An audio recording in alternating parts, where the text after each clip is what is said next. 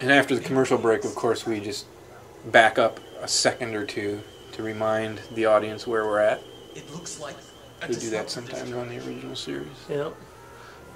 And you added in a couple lines of dialogue there for Cuddy when you came back too. Yeah, they do that too. Sometimes they use a different take. Yeah. The same line. Yeah.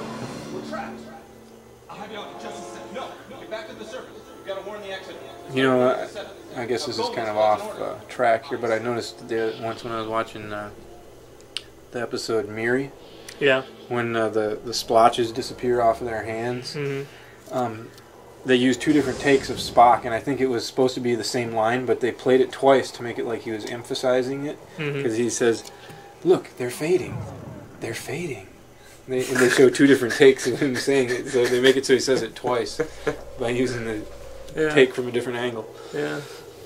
Getting creative in the editing room, which we had to do quite a bit as well. Oh yeah, especially for some of these parts here in the corridor. Yeah, that's one thing that we actually had.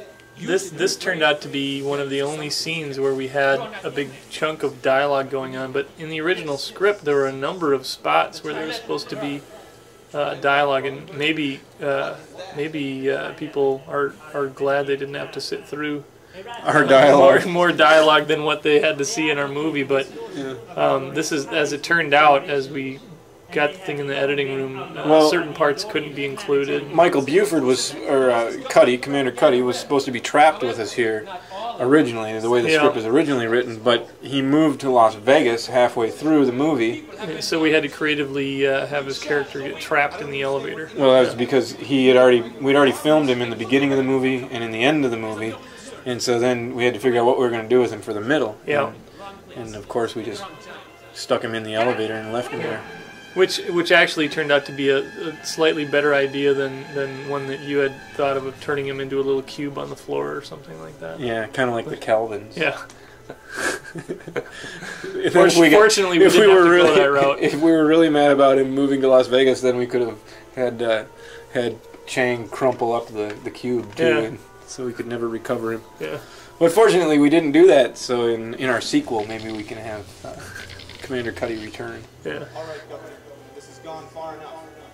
We have no. Now those Klingons in the background, the one on the right-hand side of the screen is our dad. And the other guy is a really talented bass player. Yeah, in a band that you used to play in, right? Yep, it's Keegan Bader. Yep. And there's my best friend Clint as Chang, and a friend of my brother's, Keith St. Louis, as Kinthmas. Clint Nathan Wolfe as Chang. That's right, Clint Nathan Wolfe. Clint's just his nickname. Yeah. His real name we all call him Clint, but his real name is Nathan Wolfe. We just want to clarify. Yeah. Here's my great little dialogue here where I show a little emotion.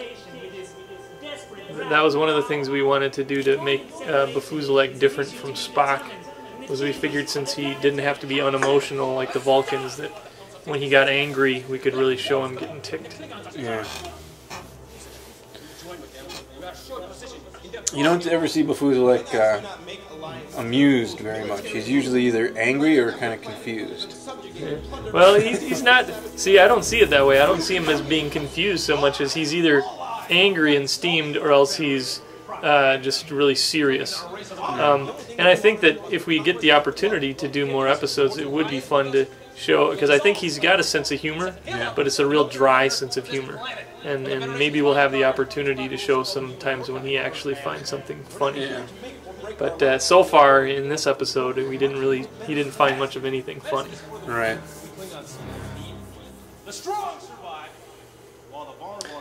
Yep, that sash that Chang's wearing, we cut those strips from metallic gold faux leather, fake leather. Cut the strips and then wove them together. That was fun. Oh, and I brag about the cave, but I should mention the rest of these sets were pretty much hand-built by Jimm. And the cave was really one of the only elements I was able to add to what he did. Well, thanks for that, Josh. Well, you're welcome. Josh, you built that screen, though.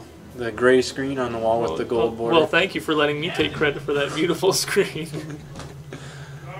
And right now you're controlling the force field effect. That's a live effect right there. It's not added in later. We filmed that live. Yeah. And this desk here. That desk here. We had a bit of problems with the desk. It would fall off the wall sometimes. I think it fell off 2 or 3 times while we were filming, and we had to stick it back up there. If you look closely, it might not really be connected very well. Yeah, I think you can see some plaster on the floor there that fell off the wall too. And here I'm trapped with Mr. D'Agosta, Lieutenant D'Agosta. He's named after Joe D'Agosta, the casting director from the original Star Trek. Yeah. It's our homage to him. Here's your scene without a shirt. Yeah, well, yeah, I guess it is. I get my shirt ripped later, not to give anything away. Yeah. Of course you get your shirt ripped, you're the captain. Yep. You can't be an original series captain without getting a ripped shirt. Yep. The only thing that I was missing in this episode is the beautiful alien seductress. Oh, and actually, you know, now is probably a good time to mention that we had originally planned to have a scene at just about this point in the movie Where Bafuzalek was supposed to be being enticed by a Andorian woman in a furry bikini. Yeah, I wrote that scene out because I figured if the captain couldn't get the woman, then we just shouldn't have it at all. Yeah, but that way we would have had the scantily clad woman in the movie. But oh, and here the subspace manipulator. He's about to hold it up here. Some people might recognize this. It's it's like a round Rubik's Cube. It was a spin-off of the Rubik's Cube. Yeah, and I had it in my toy collection. I put some cool special effects on it though. See how those lights go on there? You can't even tell what it really was once those lights are spinning around on it. And there's Keegan again. Yeah. He plays bass in a speed metal band in Minneapolis, Minnesota. Yeah. You should go out and see him.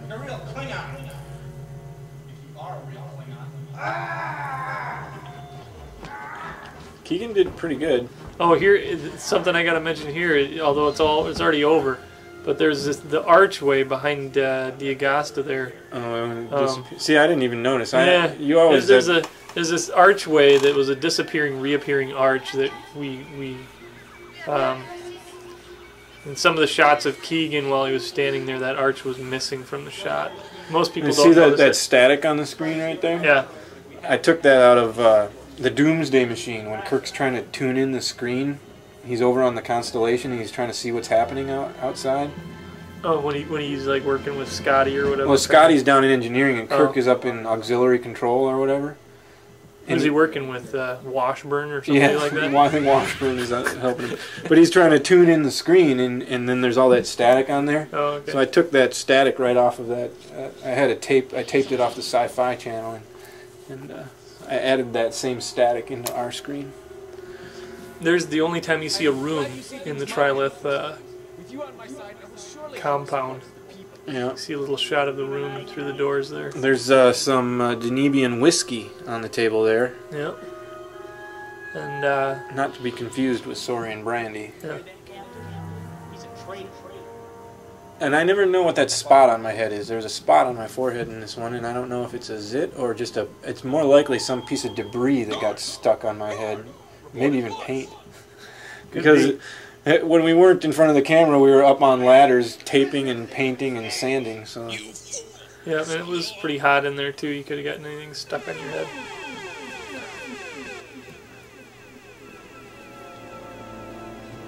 All right.